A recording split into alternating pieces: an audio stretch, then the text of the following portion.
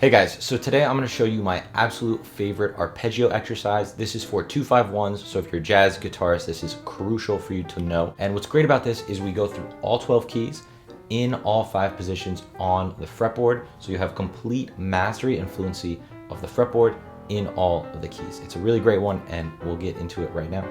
For this, feel free to use the chapter marks to go through each of the positions, or if you're watching this again or save the video, you can also then use that to skip to whatever part you're working on. So I recommend doing that. You can hit save below this video. So I was recently checking out some videos on YouTube when I came across this really popular video by Robbie Barnby on full arpeggio workout. I think it has a few million views, and it's really, really good. I liked a lot about it. But the one thing was, it's not really focused on concepts that would apply as a jazz musician. And the arpeggios he's showing, he does it chord by chord, and doesn't really show you how the arpeggios can connect from, let's take a 2-5-1, which is what we're gonna do today. So I wanted to take that concept of a full arpeggio workout, all keys, all positions, but see how can we do it in a way that would really apply as a jazz musician, where we connect from a minor 7 chord to a dominant chord. So that's what we're gonna go through today. And if you stick around to the end, I'll show you where you can get the PDF for all of these exercises and arpeggios for free. Just stay to the end of the video.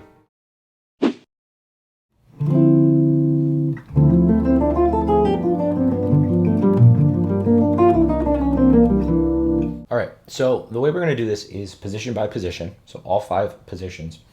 And I want you to connect it to each of these chord shapes that I'll show you. So the first one, we're doing the 2-5, D minor to G7. So connect it to this D minor shape. And so with this, you should see the arpeggio we're doing. So we have this, follows those same notes. And then coming back, we're connecting this minor 7 arpeggio. From here, this is one of the important things we're doing in this exercise, is we're not just mindlessly going up 2 octaves or 3 octaves of the arpeggio. We're doing it in a way where it connects to the G7, and that it is musical in how we do that. So that's why we're not going D, F, A, C, D, F, A, C for this one specifically. We go D, F, A, C, D, F, A, and we come back chromatically to the G. Now we're on G7, and again, you can think about this G13. We're gonna come down the arpeggio, but we throw in C here, so we land on the 3rd of G7, so. And then on this 3rd, we do a pivot arpeggio. So we have. And now we're gonna transition to the next 2-5, G minor to C7. But if you were just stopping there, say it resolves to C, like a regular 2-5, you can just still end there on the G. End on that G in the context of C major. But we're connecting them one arpeggio to the next. So we go to G minor then, right? So for this G minor, we start right off with the arpeggio, the pivot arpeggio, and then the minor 7. And now on the descending part for C7, we have that 7th to 3rd, and we're just gonna come down chromatically. And then the dominant 7 arpeggio. So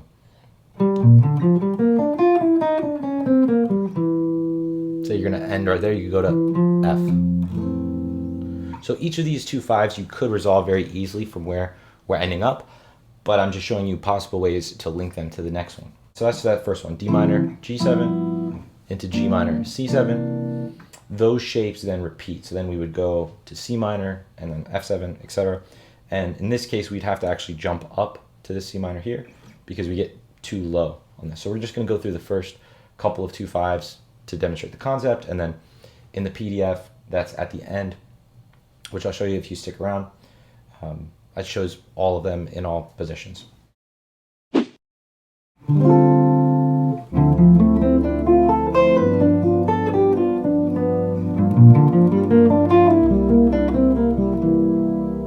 So for this shape, we're looking at this D minor 11. Again, you should visualize the arpeggio here, D minor 7, in this case both octaves, how it fits right over this D minor 11 shape. We have this little pull off, and we're doing another pivot arpeggio here for the G7 with a slightly extended position here. This is a really good one when you want to stay in position, but you've run out of room. So it works really well. It's a really great pivot arpeggio to really have under your fingers. And then we just descend that G7 arpeggio, G, F, D, B. From here, we're going to jump to this G minor here. You can do it for this one. It's the exact same pattern for this shape as opposed to the different patterns we had in the last one. So one more time.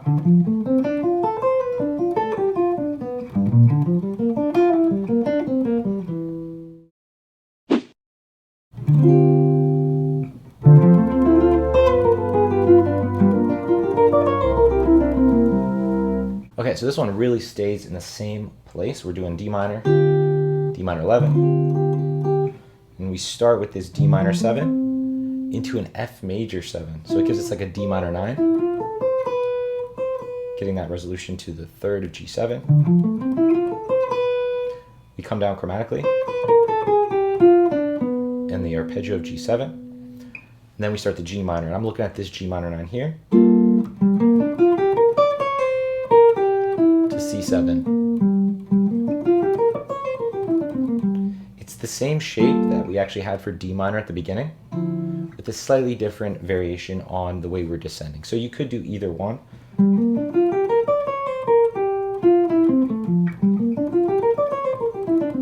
But this one keeps it just strictly C7.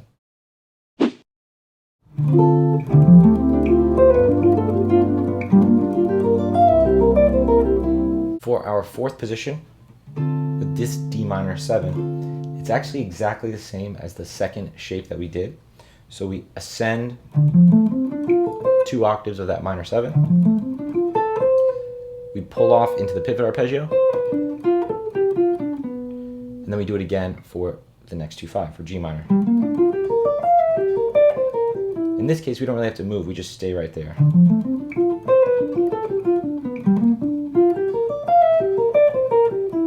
This one's so important to know, and it fits really well over both of these shapes, which is why we're doing it again for shape 4.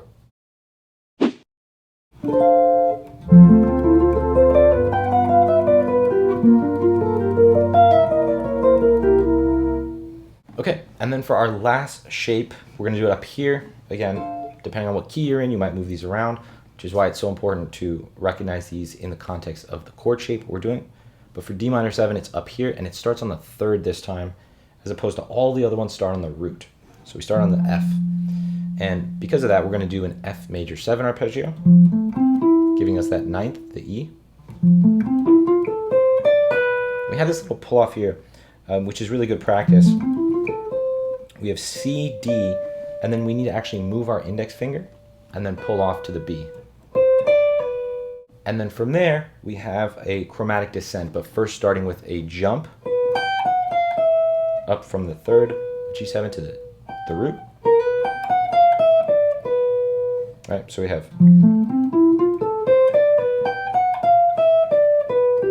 I like using 2 fingers here for the B and G, but you could also roll with the first finger. So feel free to do that. And then for the next one, again, I use 2 fingers here. I think it's a little bit cleaner than using a roll. But you could roll with the ring finger and then slide into that E. And then again, a chromatic descent. So I like mixing up using just the notes in the arpeggio and then some chromaticism. I think it gives us a good balance, and it's what I see most guitarists doing when they're using arpeggios in a musical way. They're not usually just playing the arpeggios. Of course, there are some examples of that, but mixing it up with arpeggio plus chromaticism gives a more realistic sound to this exercise. Makes it a little bit more than an exercise. If you want to get the PDF for this, you can sign up for a 14-day free trial to Chase's Guitar Academy in the link below, and then you'll have access to this PDF. It's like a 10-page PDF to walk you through all the positions, all of the keys. So that's really worth doing. And again, it's a 14-day free trial. no risk to you for signing up to get the PDF. But when you've gotten that, a couple ways you might practice it. You might do it where you pick one shape and then run it through all of the keys. So let me demonstrate a little bit of that. So let's take this first shape, right? We did a D minor.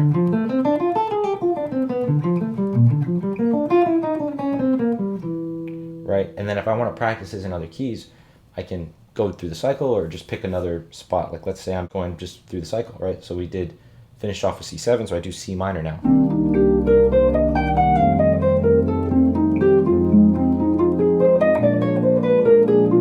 Right? Keep going.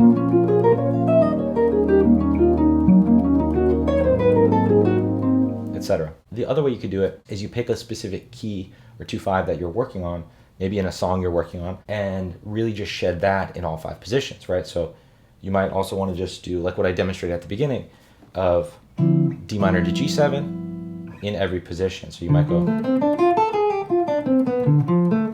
and just end right there, then do the next one. Okay, do the next one. You could resolve it if you want.